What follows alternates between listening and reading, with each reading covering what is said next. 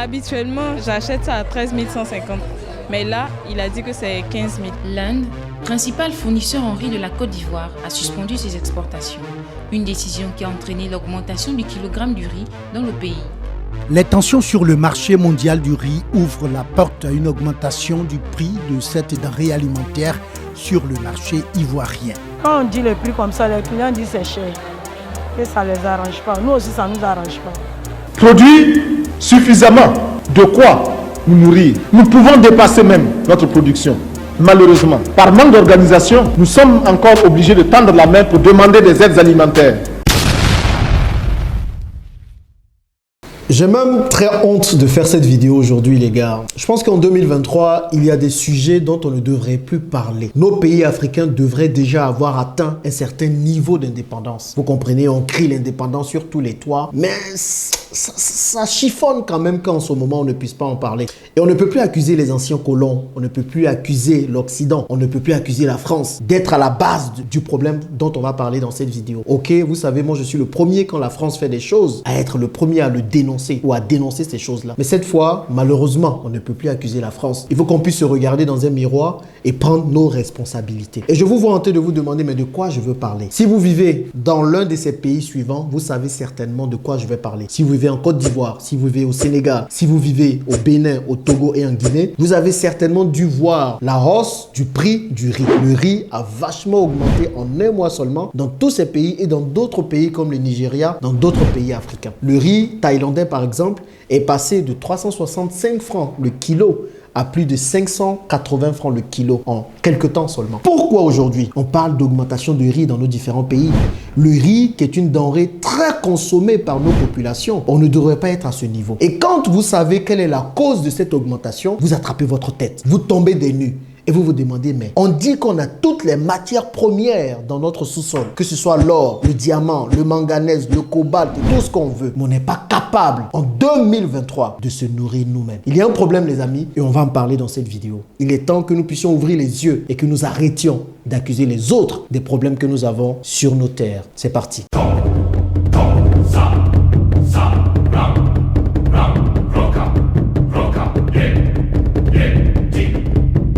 Avant de vous dévoiler ce que je vais dévoiler dans cette vidéo, si vous êtes là pour la première fois, bienvenue sur la chaîne des investisseurs africains. Ici, on parle d'éveil de conscience, on parle d'investissement en Afrique afin de pouvoir atteindre l'indépendance. Ce sont des thématiques qui vous intéressent, très bien, bravo. Deux choses à faire. La première, abonnez-vous rapidement et surtout partagez cette vidéo massivement afin de partager la connaissance au plus grand nombre. Le prix du riz a augmenté en Côte d'Ivoire. C'est sur toutes les lèvres.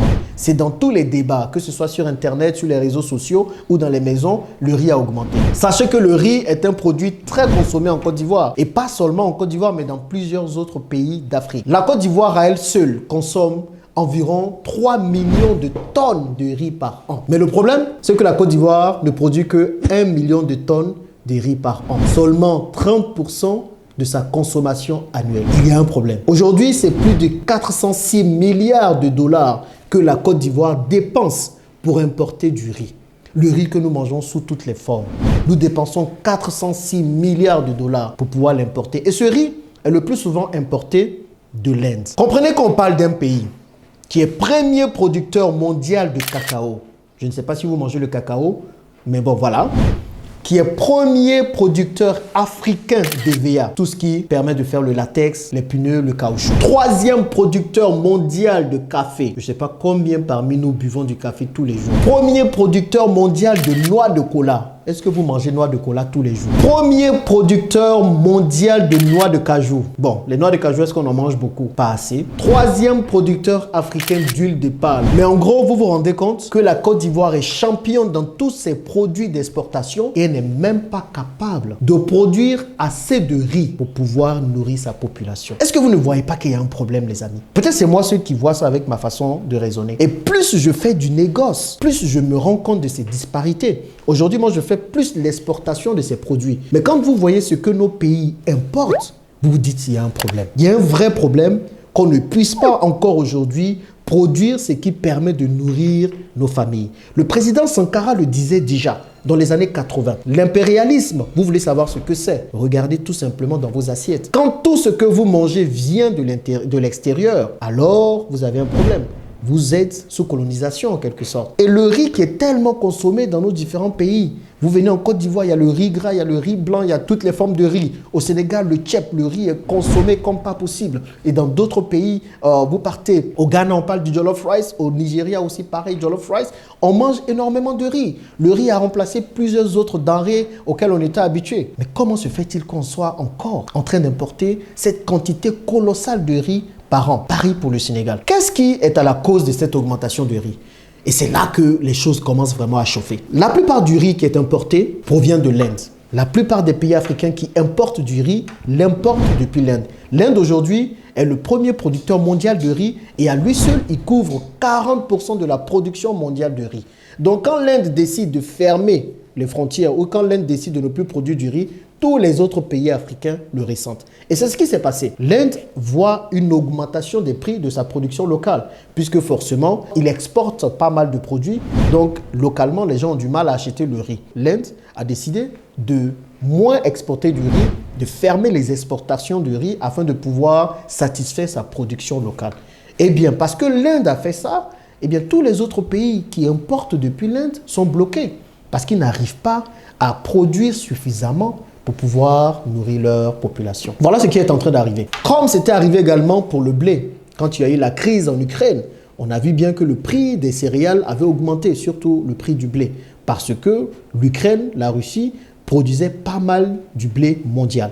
Et vous vous rendez compte, tous les pays qui consommaient du blé et qui comptaient sur l'Ukraine et la Russie pour leur consommation locale de blé, étaient dans des problèmes. C'est la même chose qui est en train d'arriver en Afrique. Maintenant, le problème ici, c'est que quoi? On parle de l'Afrique, le continent où il y a le plus de terres arables dans le monde entier. On parle de 60% des terres arables, des terres cultivables qui se trouvent en Afrique. On se targue d'avoir une jeunesse la plus performante en quelque sorte au monde. Aujourd'hui, notre population est constituée de 50% de jeunes. On se targue d'avoir toutes les matières premières possibles. Or, manganèse, coton, tout ce que vous voulez. On n'est pas capable, avec tout ça, de produire assez de riz que nous consommons. Il y a un problème. Ce que vous voyez comment je parle, c'est que je tombe des nues. Pourquoi, selon vous, on n'arrive pas à le faire? Est-ce que c'est parce que ce n'est pas la priorité de nos différents gouvernements? Ou bien est-ce que c'est encore une fois les colons qui nous empêchent de pouvoir nous-mêmes produire ce que nous mangeons? Pendant ce temps, nous produisons des produits qui sont plutôt exportés et qui sont pour la consommation des autres. Quand on parle aujourd'hui de cacao, bien qui mange le chocolat ici dans nos différents pays? Le chocolat est plutôt mangé ailleurs. Donc on produit beaucoup de cacao, on produit beaucoup d'EVA, on produit beaucoup de coton, on produit tout ça pour exporter. Et on ne produit pas assez pour nous nourrir. L'indépendance commence déjà par la capacité d'un pays à se nourrir lui-même. Tant que le pays compte sur d'autres pays pour le nourrir, il y a des problèmes. Et il nous faudrait, dans nos différents pays africains, nous focaliser sur ce que nous produisons pour manger. Je tombe des nues quand j'apprends que le premier produit le plus important en Côte d'Ivoire, c'est le poisson. La Côte d'Ivoire dépense plus de 300 milliards de dollars par an pour acheter du poisson. Pourtant, on a des côtes. Pourtant, il y a la mer. Pourtant, on peut aussi développer la pêche dans nos différents pays. Et ça, c'est que le poisson. Et je vous ai parlé du riz, mais prenez tout le reste. Que vous prenez le poulet, on importe du poulet surgelé en quantité extravagante pour pouvoir nourrir nos populations. C'est un vrai problème. Mais là où il y a problème, les investisseurs voient des opportunités. Et je pense que c'est le moment pour vous, investisseurs, de voir des opportunités là. Quand on dit que la Côte d'Ivoire dépense 406 milliards de dollars par an pour importer du riz, venez faire du riz. Venez investir dans le riz. Pareil pour le poisson et tout ça. Moi, je ne suis pas encore dans l'agriculture parce que l'agriculture que je veux faire, ça demande des milliards et des milliards. Donc, je mobilise d'abord des fonds avec d'autres business avant d'aller investir dans ce secteur-là. Parce que ce sont des secteurs clés de nos économies et c'est à nous de les prendre. Et le problème du riz est plus grand que ça. Parce que vous allez vous rendre compte que les gens ne consomment pas le riz qui est produit localement. Aujourd'hui, le million de tonnes de riz qui est produit par la Côte d'Ivoire, les gens n'aiment pas le riz local. Les gens disent, mais oui, riz local là, ça sent comme si ils aiment bien le riz blanchi qui vient de l'Inde. Ça fait joli, alors que c'est un riz qui est dépourvu de la plupart de ses valeurs nutritionnelles. On aime tout ce qui vient de l'extérieur. Maintenant, l'Inde a dit quoi? L'Inde dit, bon, on ne veut plus vous donner de riz. qu'est-ce que vous allez faire? Le riz va augmenter et qu'est-ce que vous pouvez faire? Vous allez encore commencer à pleurer, les populations vont commencer à se plaindre que tout est devenu cher. Mais si on ne produit pas ce qu'on mange, tout deviendra cher comme ça. C'est qu'on est à la portée des autres, ils décident d'augmenter, de fermer, d'ouvrir et puis on est là comme ça, on se fait balloter. Les amis, comprenez que l'indépendance vient d'abord par la maîtrise de ce que nous mangeons. Et c'est pour ça qu'il faut que nous soyons de plus en plus nombreux à investir dans tout ça. Tout le monde ne peut pas faire du poulet, tout le monde ne peut pas faire du gombo. Il y a aussi le riz qui est là. La filière rizicole est en peine. Et il faut davantage d'entrepreneurs dans ce secteur. Voilà une idée de business pour tous ceux qui se demandent dans quoi investir en Afrique. Mais voilà, les opportunités sont partout. Poisson, riz, prenez tout simplement tous les produits que nous importons pour pouvoir nous nourrir. Et vous allez comprendre dans quoi vous allez investir. Comme je le disais dans l'introduction, j'ai honte d'en parler encore en 2023 de ces sujets. Quand le président Thomas Sankara en parlait, c'était dans les années 80. Je n'étais même pas encore né. Aujourd'hui, ça fait quasiment quoi? 40 ans déjà. Quasiment 40 ans qu'on en parle. Et 40 ans, les choses n'ont pas beaucoup bougé. Nos pays se disent indépendants depuis les années 60. Ça fait 60 ans qu'on se dit qu'on est indépendant. Mais l'indépendance, ça passe aussi et surtout par ce que nous mangeons, par la maîtrise de ce que nous mangeons. Et c'est de ça qu'il s'agit ici. Vraiment, j'ai de la peine à faire ce genre de constat. Mais je pense que ce sont des constats qui devraient vous pousser à vous lancer dans l'investissement en Afrique. Ce n'est pas juste pour faire joli que je demande à plusieurs personnes de la diaspora de revenir vivre en Afrique, mais c'est pour venir nous-mêmes maîtriser tous ces secteurs. Personne ne le fera à notre place. Nous sommes les seuls maîtres de nos différents destins. Et je compte sur vous vraiment pour partager massivement cette vidéo, mais pour aussi venir investir en Afrique. Dites-moi ce que vous en pensez dans les commentaires. C'était Jean-Yves, l'investisseur africain, et on se dit à bientôt dans la prochaine vidéo.